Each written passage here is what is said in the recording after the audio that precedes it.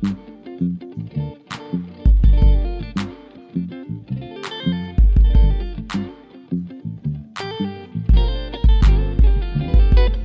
going on? It's your boy Kerry Smooth, and today's lesson we're going to talk about how to choose the right guitar for a gig.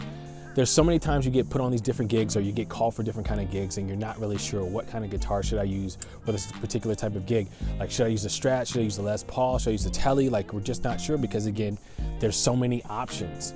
Like, how do I find the right kind of guitar for a gig? The first thing I would tell you need to do is you gotta listen to the records. Listen to the records, and then you have to make a decision based upon what you hear in the record, what guitar will be the workstation or the workhorse in order for you to get that job accomplished. A lot of times, we have so many options that we're not able to make a choice. So sometimes just keep it really simple. If I hear a song, if I hear like a different kind of gig that I have to do, I have to ask myself a question like, okay, am I doing more chords? Like, as far as like, is it an R&B gig? If it's going to be a pop gig, if it's going to be singer-songwriter, I want to make sure I get the right kind of guitar that's going to embody exactly what I want to do. And then two, I want to say what's going to make me feel comfortable when I'm on stage. I don't want to get a guitar that I'm not familiar with. Like, you definitely want to be able to have a guitar that you know how to play, that you can play fluently, that you can play great. So whenever you're on this type of gig or whatever it is, that you feel comfortable playing that. A lot of guitars have different types of necks. I know some guys that bring multiple guitars when you're at that level that you can switch in and out. But let's just say you don't have those kind of options. Let's say you're not at a gig, you're not at a point in your career where you're able to get multiple guitars for that gig. You need to find a guitar that's going to be a workstation for you, and then be able to make it sound as close, if not exactly to the record, as you possibly can. If you have a Strat, then what you need to do is, like, and that's the only guitar that you have, find a way to go through and figure out like which selector lever you're going to put yourself on. Like, everything should not be on the neck, everything shouldn't be on the bridge. Sometimes you may use a middle pickup, sometimes you may use middle and neck. You just got to find various things in order to use that kind of guitar. Let's say all you have is a Les Paul. Like, going through and finding what tones are the closest that you can possibly use, because it's all about using the stuff that you have. Sometimes we don't have the money, we don't have the funds to just go out there and buy all the kind of gear that we want, but it's just to use what you have. So what I want you to focus on is, number one, like, listen to the records and go through your inventory. And if you have an inventory, if you don't have an inventory, you only have one guitar, but when you're on that guitar, play with the different selector levers and find out which pickups are going to be the best one. If you're going to be using a lot of stuff for the neck, make those mental notes, or either write them out on the chord charts or whatever kind of practice sheets you have, or the set list. Okay, for these first two songs, I'm going to use the neck pickup. For these next, I'm going to use middle, depending on the type of guitar, because again, like, you switching between the tones on your guitar will definitely help you achieve the kind of sound that you're trying to achieve. Like, every time, like I said, again, we may not have the money financially to be out like, oh, I want to go out and buy this kind of guitar, I can buy this kind of guitar. Or even if you can borrow a guitar from a friend, you definitely want to do that. But live with the guitar.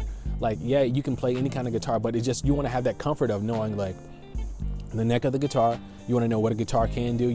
There may be some dead spots on there or whatever. So you just want to make sure that you know that equipment as best as possible. That's the biggest thing that I've really realized, like, when it comes to sometimes borrowing a guitar or getting a new guitar for a gig, and you think that, okay, this guitar would have the perfect sound. But if you're not familiar with it, yeah, you know how to play the notes, and yeah, you know how to make a guitar feel or sound the way that you want it to sound. But it's like a foreign object in your hands, because your hands have to be very comfortable and very familiar with this type of guitar. So live with the guitar, listen to the records, make the notes. Based upon if you only have one guitar for the gig, go through the different toggle switches and just decide, like, okay, cool, like, for this song I'm going to use on the bridge, this song I'm going to use middle, this song I'm going to use the neck, so that way you can find the closest tone or the exact tone for whatever kind of gig you have. So again, today's lesson was just really talking about, like, trying to choose the right guitar for the gig and then using the proper equipment that you already have. Like I said, everybody's not financially in a place where they can just buy whatever they want, or they just have whatever they want in their inventory. Using what you have to get the job done. And that goes anywhere from, like, pedals too. Like, some people only have effects pedals. Some people may have stomp boxes. Tweaking the sound in order to get what you want. Like, you really have to dig in the tone. Like, don't just be like, well, it's an overdrive and I'm just going to step on it, and not really polish your sound. Tweak your sounds, tweak your tones, tweak your reverbs, tweak your delays in order to fit the record so it sounds the exact same. So you're not just stepping on something and, like, you're not familiar with it. And that means you got to spend time with your equipment. That means you got to get there and you got to spend some time with your equipment to really know how to do this, all the outs and the ins of your equipment. So I want you to get really familiar with your gear to the point that, like, you know your gear. Like, you know what its capabilities are, you know what its limitations are, so that way you know how to use exactly what you want.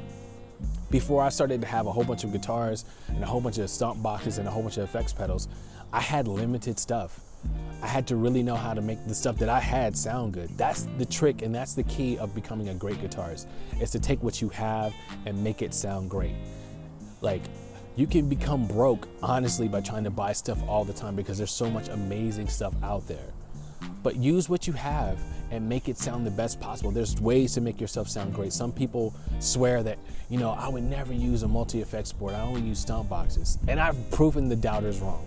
I've been on gigs on purpose, and I've taken my multi-effects board and I've tweaked it in such a way, because again, I take time to really understand how it sounds and to make it sound the way that I want it to sound, the way that I intend for it to sound. And they can't even tell the difference, or they're like, oh man, I didn't even know that you were doing it. How did you get that sound? How did you get that tone? It's taking the time when you don't have to get ready to go to rehearsal, before you get to rehearsal, before you get to practice, before you get to the gig, to really spend time and live with your equipment and to really dial in your tone. So, just to recap on some of the stuff that we talked about today, how to choose the right kind of guitar. And really what I want you to also focus on too, like, just don't get stuck on using your toggle switch in one position. Like, go through the different sounds on your guitar. If you have one guitar, if you have multiple guitars, like understanding how to choose and pick and choose the right kind of guitar for that gig. Two, if you have equipment, going through and dialing in your tone. That is so important. Your tone will set you apart from everybody else, because at the end of the day, a lot of times for these gigs, they're not asking you to do immaculate stuff. Now, there will be some times you'll be required to step out and give like the crazy solo, but for the most part, you're playing the same kind of chords that everybody else is playing.